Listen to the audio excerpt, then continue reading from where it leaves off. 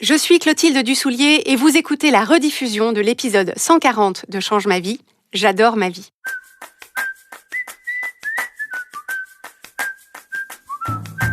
Bienvenue sur Change ma vie, outils pour l'esprit. Je suis Clotilde Dussoulier, je suis entrepreneur et master coach certifié. Et sur ce podcast, je vous livre chaque semaine des outils précis et concrets pour comprendre les mécanismes de votre cerveau et de vos émotions et construire exactement la vie à laquelle vous aspirez. Dans l'épisode de cette semaine, nous allons parler ensemble de l'idée de l'appréciation. Alors, c'est un épisode qui est un complément à l'épisode 134 qui s'appelle « La capacité à avoir ». Cet épisode 134 faisait partie de la série d'épisodes que je vous ai proposés, de l'épisode 130 à l'épisode 134, sur les ingrédients du succès. Donc on a parlé de votre capacité à désirer, votre capacité à agir, votre capacité à demander, votre capacité à recevoir et pour finir, votre capacité à avoir. C'est une série d'épisodes qui vous a beaucoup parlé, qui vous a beaucoup plu. Donc, si vous ne l'avez pas encore écouté, je vous recommande de le faire en démarrant par l'épisode 130. Dans ce dernier épisode de la série, donc qui s'appelle « La capacité à avoir », une des pistes que je vous proposais pour développer et accroître votre capacité à avoir, une des pistes, c'était de créer un espace d'appréciation dans votre vie, un espace d'appréciation de vous, de qui vous êtes, de là où vous en êtes, de ce que vous avez, de ce que vous avez créé et accompli et obtenu dans votre vie. Alors, quand je parle de l'idée d'appréciation, l'appréciation, c'est une émotion qu'on crée pour soi-même quand on pense explicitement aux qualités de quelque chose ou de quelqu'un. Donc, l'appréciation, c'est une émotion et on ressent cette émotion d'appréciation quand on est en train de penser à une chose, à un lieu, à un événement ou à une personne et qu'on porte explicitement notre attention sur les choses qu'on apprécie, donc les choses qu'on aime, les choses qu'on admire, les choses qui nous paraissent être de bonnes choses au sujet de cette chose, cet objet, cet événement, cet accomplissement, cette personne. Donc si je pense par exemple à une amie que j'ai et que je pense à quelque chose qu'elle a fait en me disant « mon amie est vraiment attentionnée », je vais ressentir une émotion d'appréciation à l'endroit de mon amie.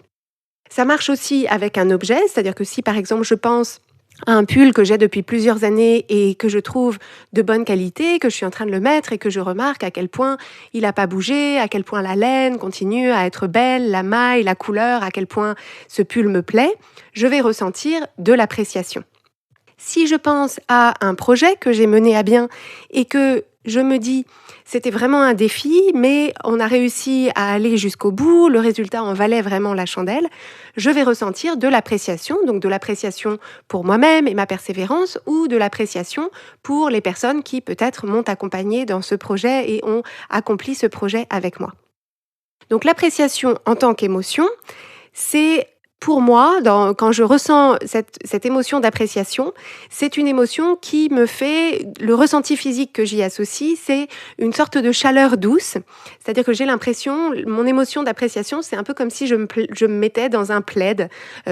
confortable et chaud en pilou. Donc pour moi, c'est ça l'émotion d'appréciation. Chacun d'entre nous aura un ressenti physique de l'appréciation qui sera différent. Mais pour moi, l'appréciation est une émotion qui est à la fois réconfortante et il se passe quelque chose au niveau de mon cœur. Il y a quelque chose de dynamisant au niveau de mon cœur ou de ma poitrine.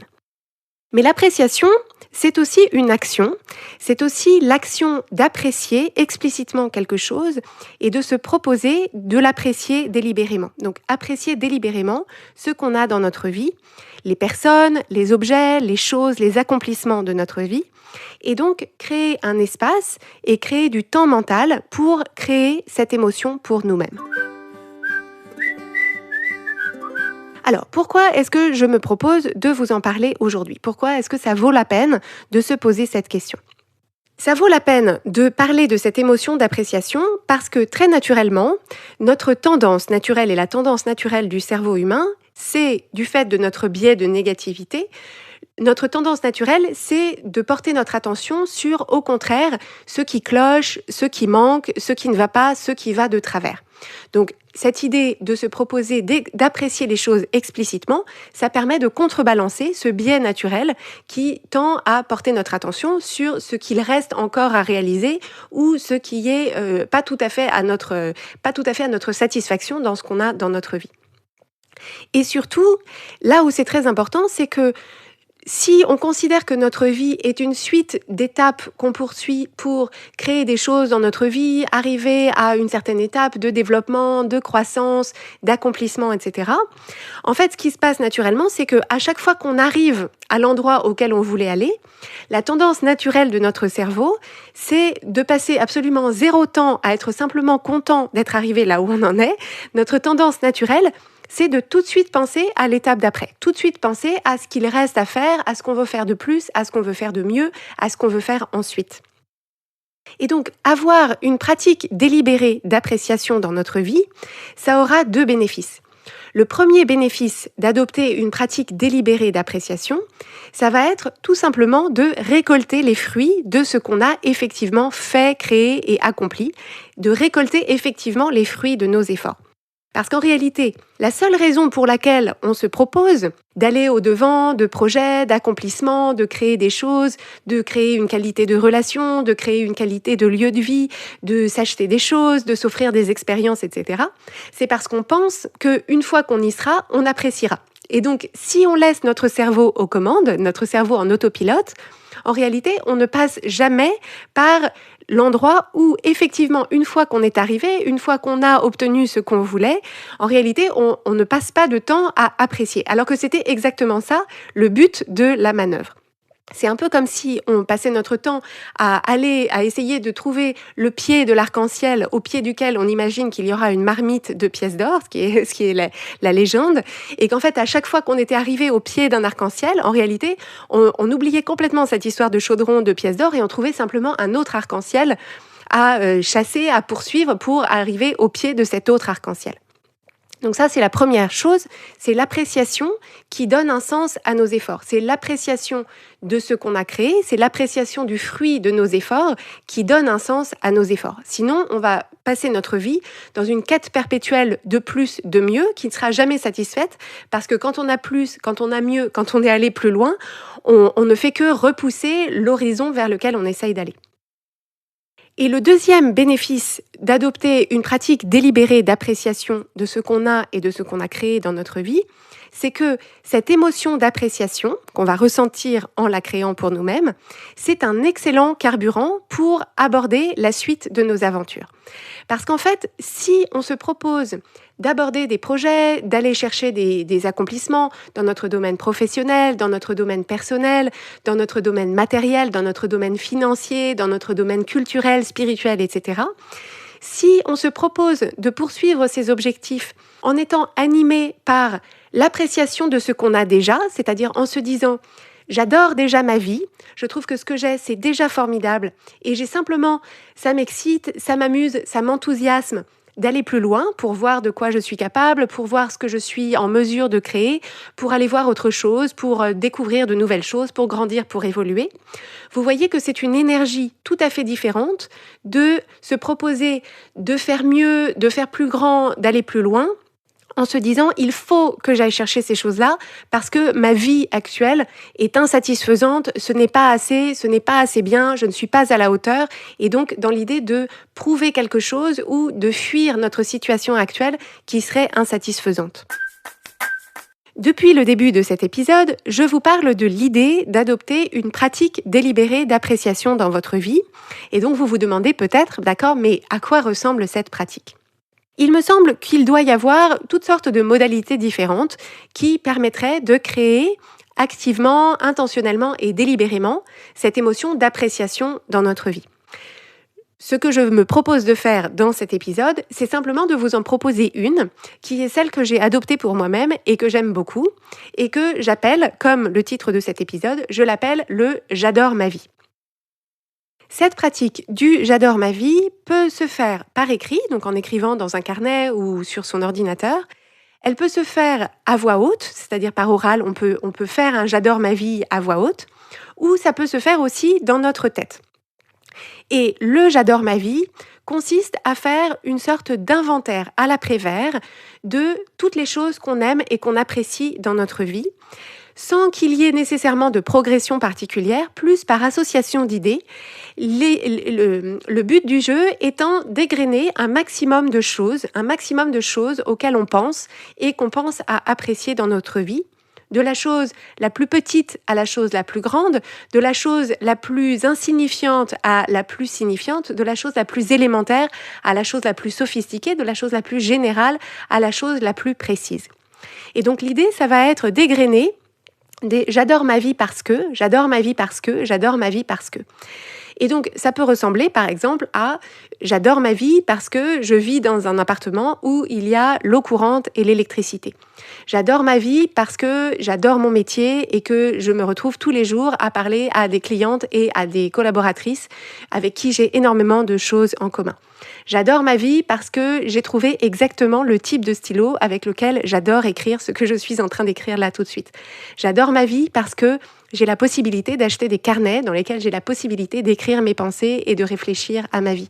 J'adore ma vie parce que j'ai trouvé exactement le modèle de jean qui me plaît. J'adore ma vie parce que j'ai des chaussures qui ont un petit nœud en cuir et une semelle jaune et que je trouve que c'est formidable. J'adore ma vie parce que, j'adore ma vie parce que, j'adore ma vie parce que. Et en fait, ce que vous allez remarquer, donc vous pouvez encore une fois le faire à l'écrit ou le faire à voix haute ou dans votre tête, vous pouvez le faire en marchant par exemple.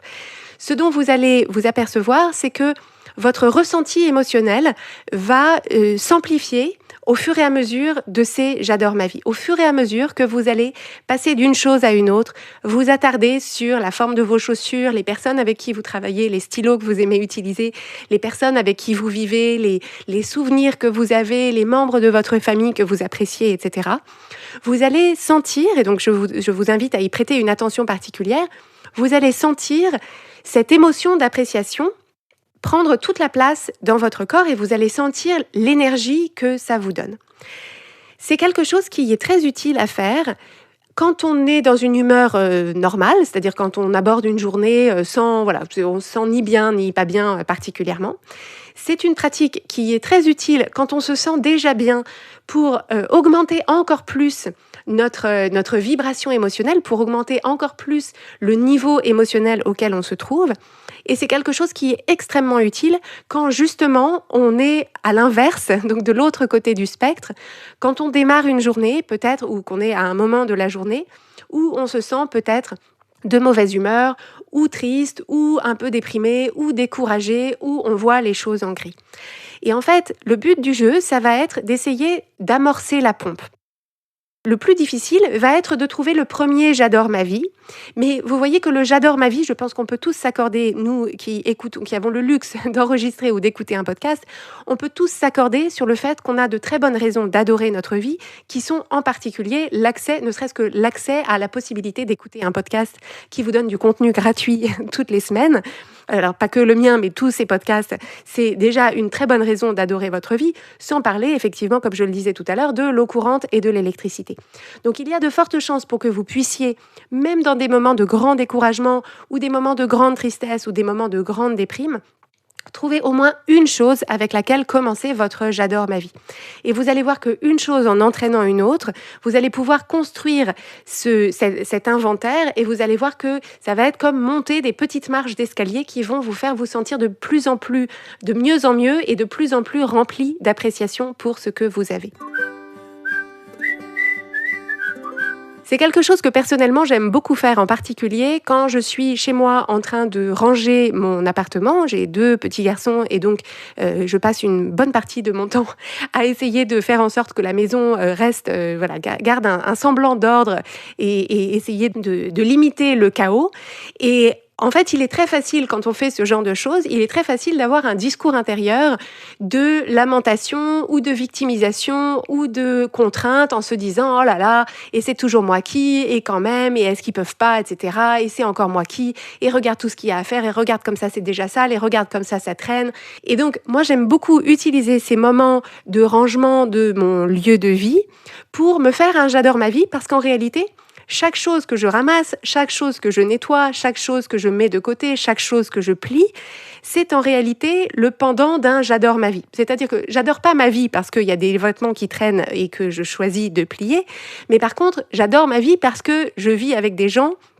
qui portent des tout petits pantalons en taille 5 ans et 8 ans. Et j'adore ma vie parce que j'ai de la vaisselle et j'ai suffisamment de vaisselle pour qu'on puisse salir plusieurs bols au petit déjeuner. Et j'adore ma vie parce que j'ai un lave-vaisselle dans lequel je peux mettre la vaisselle une fois qu'on a fini le petit déjeuner. Et j'adore ma vie parce que j'ai accès à du café d'excellente qualité et que j'ai accès à un moulin qui me permet de faire du café avec du café fraîchement moulu. Et donc ça, j'y pense en même temps que je suis en train de laver,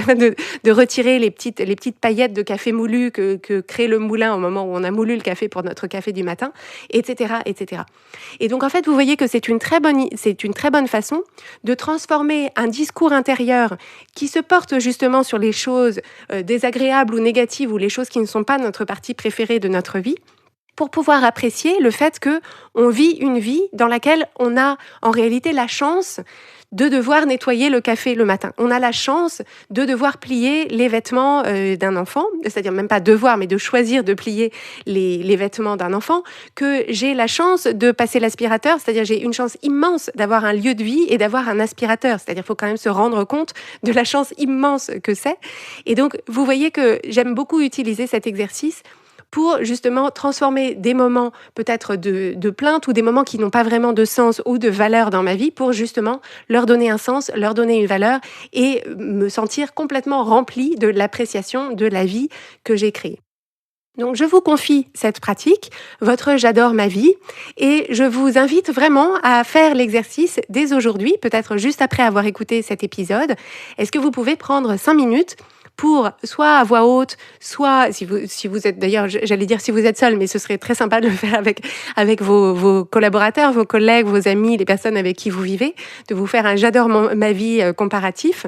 soit par écrit, et écoutez vraiment à l'intérieur de vous quelle est l'évolution des émotions, l'évolution émotionnelle que ça crée pour vous de dégrainer cet inventaire de votre j'adore ma vie.